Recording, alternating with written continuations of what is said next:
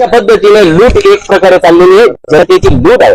जनता मालक आहे समजून घ्या. आणि मालकाला जर वेगवेगळ्या पद्धतीने बहाण्यांनी तुम्ही जर फसवत असाल तर एके दिवशी ही जनता रस्त्यावर जर उतरली तर तुम्हाला पळता भुई थोडी होईल.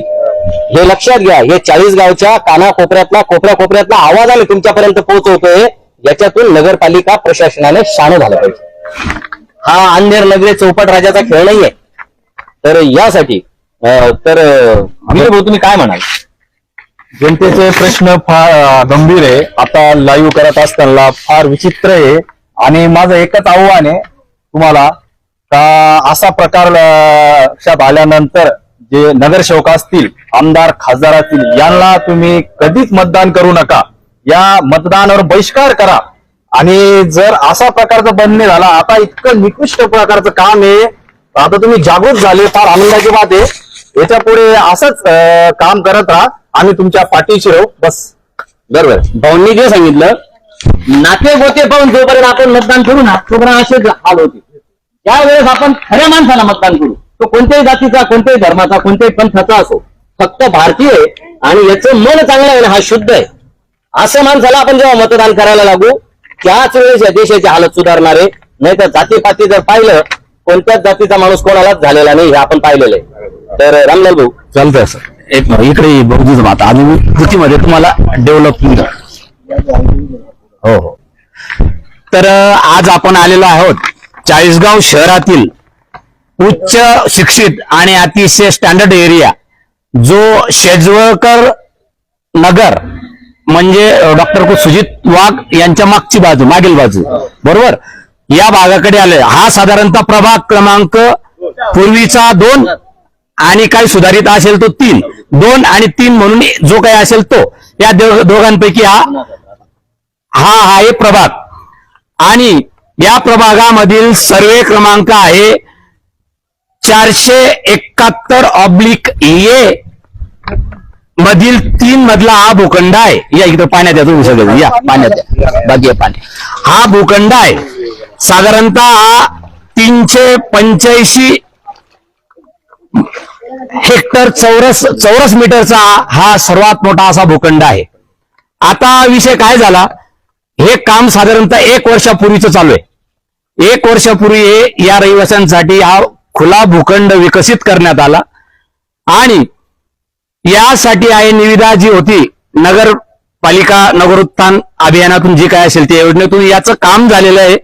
36,88,444 रुपयांचं हे काम आहे इकडे कमलेश. आणि हा आरसा या रहिवाशांनी अगदी सुज्ञपणे पहिले संपूर्ण माहिती घेतली. तिथं संपूर्ण माहिती घेऊन हा आरसा या सगळ्या सुज्ञ लोकांनी इथं संपूर्ण चाळीसगावाशीना दाखवलेला आहे. पुन्हा याचं इस्टिमेट जर बघितलं तर हे आहे इस्टिमेट. याच्यात ऍबस्ट्रॅक्ट जेवढं आहे याच्यात सगळी यंत्रणा ही जी सिस्टीम यांनी सांगितलेली. म्हणजे जनतेने सुज्ञ आणि जागरूक कसं व्हावं.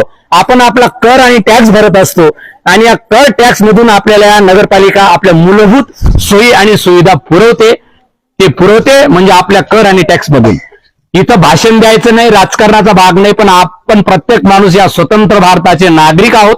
प्रत्येकाला आपले हक्क आणि अधिकार राज्यघटनेने दिलेले आहेत. म्हणून इथं कुठल्याही जातीपातीचं नाही, कोणताही लोकप्रतिनिधी, कोणता आपला नाही, कोणता दुसरा नाही, परका नाही. हे फक्त आणि फक्त ठासून आपल्याला सांगता आलं पाहिजे, या देशाचे, या गावाचे मालक आपण आहोत. आपण मतदान करतो आणि म्हणूनच या लोकांना आपली किंमत कळली पाहिजे. त्याच्यामुळे तुमचा हक्क आणि अधिकार हा कधीच दुसऱ्यांकडे देऊ नका. आता विचार करा, जे 36 लाख रुपयाचे गार्डन डेव्हलप केलेलं आहे, या गार्डन मध्ये तुम्ही आता इथं तलाव केलेला आहे. आता इथं बघा, हा तलाव झालेला आहे, हा संपूर्ण पाण्याचा तलाव आहे. खऱ्या अर्थाने इथं जर पाहिलं तर बाजूला जे हे जे ट्रॅक आहे, तो ट्रॅक जर पाहिला तुम्ही तर पूर्ण खालीवर झालेला आहे. त्याच्यावर किती थिकनेसचा पेवर ब्लॉक लागलेले आहेत, याच्यावर सिमेंट लागलेलं आहे का, याच्यावर लोखंड वापरलं गेलेलं आहे का. हा जर प्रत्येकाचं सोशल ऑडिट केलं तर मला नाही वाटत हा ठेकेदार आणि इथले प्रशासनाची भूमिका ही योग्य असेल. असं अगदी या कामामध्ये भ्रष्टाचार झालेला आहे. आणि हा भ्रष्टाचार जर तपासून पाहायचा असेल त्याचं सोशल ऑडिट झालं पाहिजे, नाही त्याच्यावर डायरेक्टली याला तांत्रिक परीक्षण झाले पाहिजे आणि याची चौकशी झाली पाहिजे. हा जो कोणी ठेकेदार असेल, जो कोणी कॉन्ट्रॅक्टर असेल, याला ब्लॅक लिस्ट मध्ये टाकले गेले पाहिजे. आजपर्यंत 100-200 कोटी रुपयाचे शहरात तालुक्यात कामं चालू आहेत आणि मला सांगा अनेक वेळेस वल्गना केल्या गेल्या. जो बोगस काम करेल आम्ही त्याच्या ब्लॅक लिस्ट मध्ये टाकतो. आजपर्यंत सांगून द्यावं चाळीसगावमध्ये कोणता ठेकेदार छोट्यापासून तर मोठ्या याला कधी तंबी देण्यात आली का? कधी ब्लॅक लिस्ट मध्ये टाकण्यात आलं का? कधी यांना शहाणपण शिकवण्यात आलं का? मग यांना आश्रय कोणाचा आहे? आम्ही आता आरोप करत नाही, समोरच्याने बघून घ्यायचं. जे लोकप्रतिनिधी हजारो कोटी रुपयांचा निधी आणून देतात, मग का ते लोक असे सांगतात काय ठेकेदार कॉन्ट्रॅक्टरांना की तुम्ही अशा पद्धतीने कामं करा? असं अजिबात होत नाही.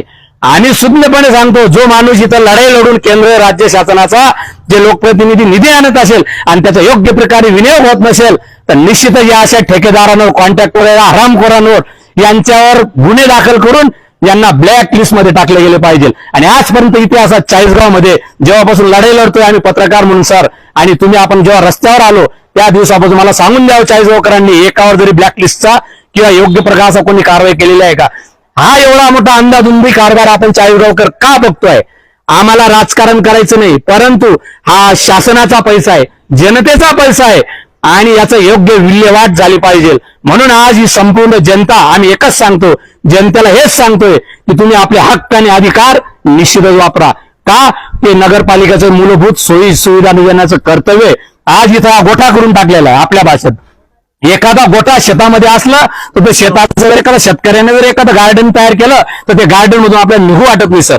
आणि एवढी शोकांतिका, 36 लाख रुपयाचं काम आणि अगदी अशा पद्धतीने 1 लाख बघा हे डाव या लोकांना या आजारपणाचं लक्षण इथं यांना आजारपण यांचे आता 3-4 या माऊलींनी सांगितलं आमचा डेंगू आजार आमच्या आजूबाजूला पसरत आहे. मग काय उपाय आहे? कशासाठी? मला एकच म्हणायचंय, अजूनही वेळ गेलेली नाही. या ठेकेदारांना, या कॉन्ट्रॅक्टरांना आजही या लोकप्रतिनिधींनी, संबंधित प्रशासनाने यांना जाब विचारलं पाहिजे, यांच्या मिटिंगा केल्या पाहिजे. करोडो रुपयाचे कामं करून उपयोग नाही, त्याची गुणवत्ता टिकून झाली पाहिजे. हेच माझं आणि आमच्या टीमचं संबंध चाळीसगावनं टासून सांगणं आहे.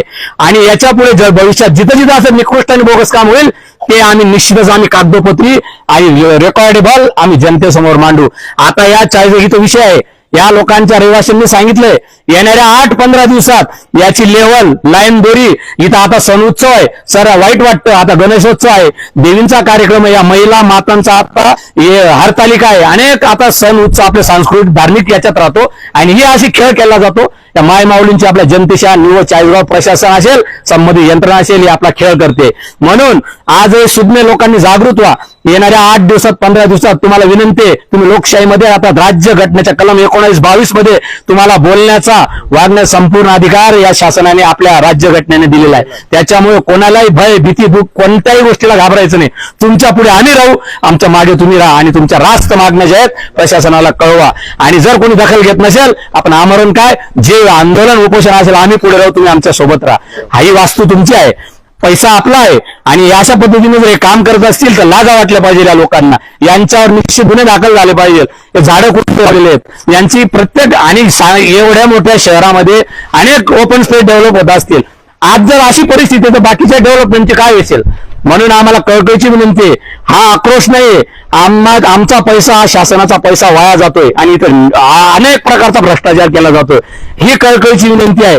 जर येत्या काळात हे डेव्हलपमेंट झालं नाही, यांच्यावर आपण सार्वजनिकरित्या यांच्यावर, या ठेकेदारावर, या कॉन्ट्रॅक्टरावर आपण गुन्हे दाखल करू आणि आपण सर्व एकत्रित येऊन प्रशासनावर असतील, आपण त्याच्या प्रशासनाविरोधात कायदेशीर कारवाई करायला लावू. नवीन मुख्याधिकारींना आम्हाला पुन्हा सांगणे, ते चांगला अधिकारी आलेला आहे, आम्ही नेहमी नाव घेतो. अनेक कामं सुद्धा चाळीसगाव शहरात आम्हाला अनेक वेळेस सर बोललं जातं, तुम्ही या खराब कामं दाखवतात, चांगले कामं का दाखवत नाही?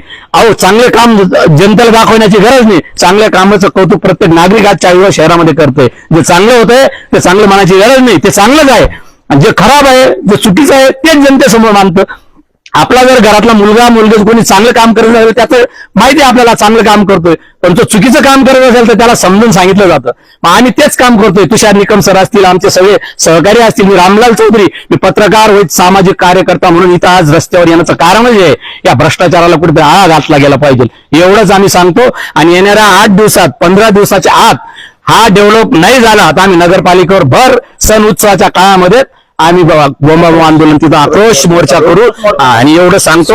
आणि तात्काळ इथं मुख्याधिकाऱ्यांनी संबंधित विभागाने इथं तात्काळ इथं 2 दिवसात पाहणी करायची आणि ती पाहणी न केल्यास संबंधित सगळे यंत्रणा आम्ही तिथं नगरपालिकेवर आणू हेच आम्ही पुन्हा सांगतो. आणि हे जो गोठा आहे याला गोठ्याला खरंच स्वरूप त्या बगीच्याचं द्या, त्या गार्डनचं द्या.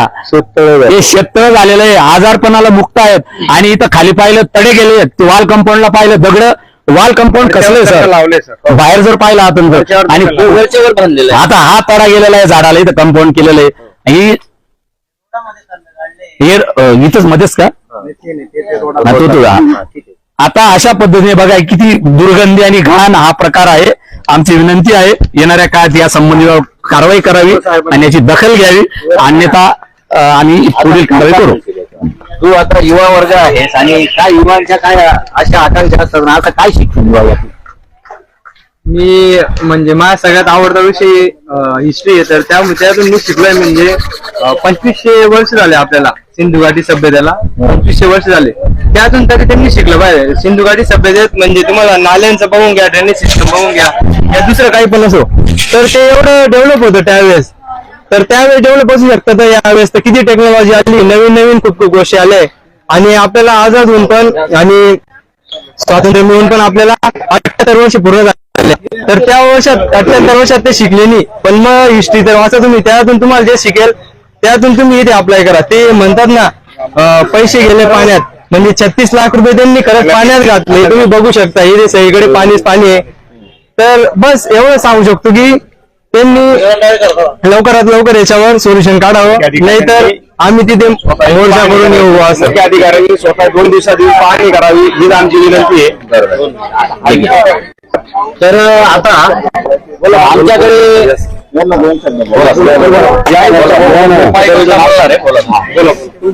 नाव सांगा. नमस्कार, मी विजय चौधरी. नमस्कार, मी विजय चौधरी. गेल्या 10 वर्षापासून मी या एरियामध्ये राहतोय. हा जो एरिया होता हा फार खराब झालेला होता, परंतु या संबंधित लोकांच्या माध्यमातून या ठिकाणी चांगला असं ओपन प्लेसला डेव्हलप केलं गेलं. एक आशा होती की हा जो ओपन प्लेस आहे हा चांगल्या प्रकारचा डेव्हलप होईल आणि यासाठी सर्वांनी प्रयत्न केले. यासाठी जवळजवळ 36 लाख रुपये सुद्धा मंजूर झालेले आहेत. परंतु आपण जर कधी अवस्था बघितली तर मला तर असं वाटतं की 36 लाखासारखं काम नाहीये. आज जर आपण जर बघितलं तर एखाद्या कुठे शेततळ्यासारखं या ठिकाणी तळ जमलेलं आहे.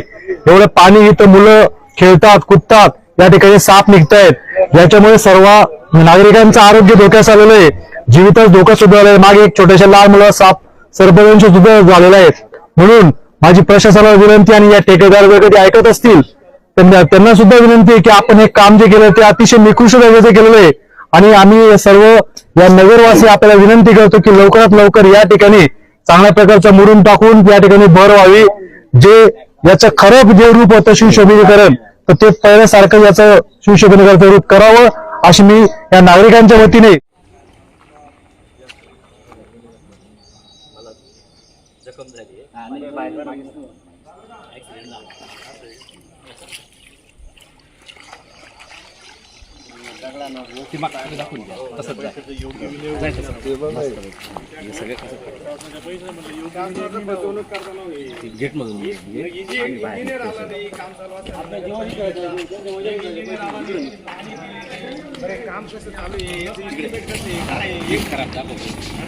एक रुपयाचं तरी कधी नगरपालिकेचे इंजिनियर काम चालू असतं.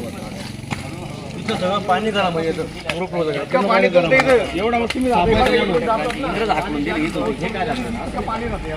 काम करा आमचं प्रेम